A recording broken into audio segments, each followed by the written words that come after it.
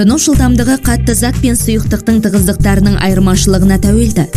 Жеңіл тұнбалар ұзақ уақыт бойы тұнуы мүмкін. Бұл процесті тартылыс күшін одан әлдеқайда үлкен центрден тепкіш күшпен алмастыру арқылы жылдамдатуға болады. Бұл күш жоғары айналу жылдамдығынан туындайды. Центрифугалау қоспа компоненттерін қаншалықты тиімді бөлетінін бақылайық. Біз аздаған лай қоспаны сынауықтарға қойып, үлгілерді өте жоғарғы жылдамдықта айналдыратын мәшине центрифугаға орналастырайық.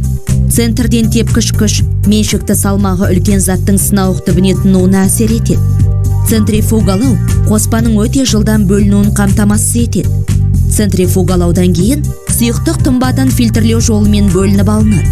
Центрифугалау сүт зауыттарында сүтті қаймақтан бөлу үшін қолданылады.